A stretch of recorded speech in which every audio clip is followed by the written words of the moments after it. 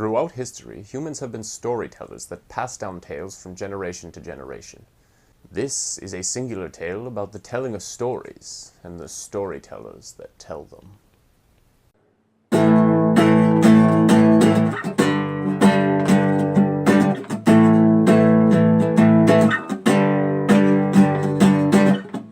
Glad to see you here on YouTube. Now you wonder what should I do.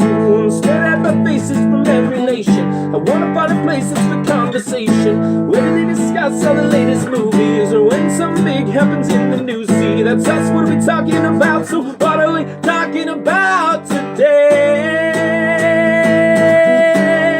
Yeah. Hello everyone, and welcome to What Are We Talking About? This episode is about movies, TV, books, video games, and really any form of art. I want to share my thoughts on what makes art so special and unique to each individual person. How many times have you overheard a couple of people raving about some TV show that you saw that you thought really sucked? How is it possible for the music on the radio to be something that you would see fit to be used as a torture device? Why does 50 Shades of Grey become a cultural phenomenon, but nobody's heard of this book that I love that I think is absolutely fantastic? It's an incredible thing to know how different people's opinions can be on the same thing. I know on multiple occasions I've been talking to a friend about a movie we've both seen, and we both liked the same things about it and hated the same things or disliked the same things about it, but one of us liked the movie and one of us didn't. Movies are some of the easiest things to see examples of this. Look at a movie that just came out last year, Suicide Squad.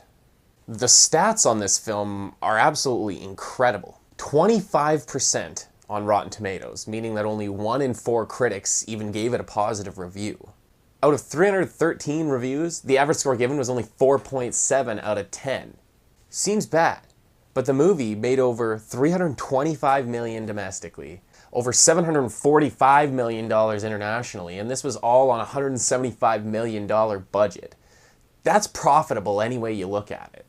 I mean, I'd sure love $700 million, who wouldn't? Now, audiences weren't as hard on the movie, giving it an average score of around 61%, and the average score was also a lot higher at 7 out of 10. So isn't there just like an objective tool we can use to measure how good or bad a movie is? How is this possible that these opinions can be so different? Well, I think there's multiple reasons why this is not only possible, but it's actually the normal thing that we see, or at least becoming the normal. The first reason that comes to my mind is the vantage point phenomenon. This occurs when multiple humans witness the same event. When this happens, you could ask each individual person what they saw, and every story would at the very least be slightly altered, maybe having some of the details different, or could be the entire event is changed in their mind. This is fairly common, and it's actually something that every person will fall victim of. Just based on your mood, the things you notice around you can change, and the way you perceive those things will definitely change. For example, if you're having a bad day, you're more likely to respond to more negative things that just make it feel like your day's getting worse and worse, and it takes a conscious effort to look at the silver linings of everything and start changing your day around. The second reason ties into that. It would be your mood and your expectations. If you're not in the right mood for comedy, things that you normally find funny, you're not going to laugh at. Maybe you couldn't get into the movie because you're just having a bad day. I can speak for personal experience on expectations. Mad Max Fury Road was a titan of 2015 in terms of people absolutely obsessed with the insane quality level of this film. It even scored a whopping 97% on Rotten Tomatoes.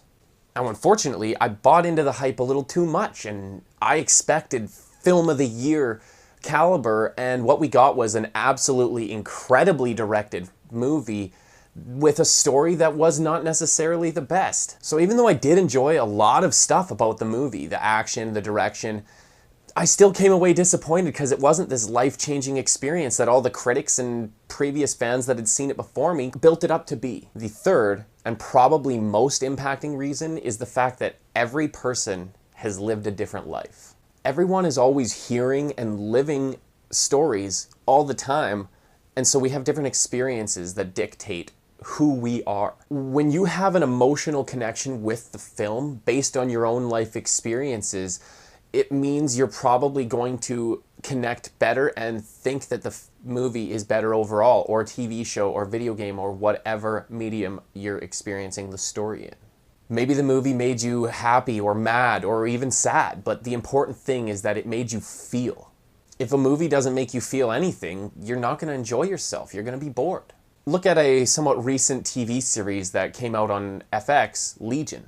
The show got really positive reviews, and I personally loved it as well. One of the things that made the show so special to me is some of the issues that it tackles, including mental health and drug dependencies. Everybody knows someone who's probably struggled from one or more of these issues, and it's not usually talked about and addressed in such a positive light. As someone who's struggled with drugs in the past, it's extremely powerful to see the issues that I've faced in my life talked about in such a mainstream positive way. This is a superhero who struggles with both mental health issues and addiction, and actually manages to gain control and not let those things control him.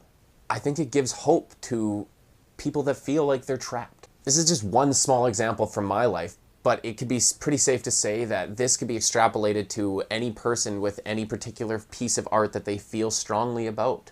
Your life experiences change the way you feel about the things you see. And since everyone's life is so largely different, we will continue to find that stories are subjective to each individual. Thanks for watching, and never stop telling stories. Peace.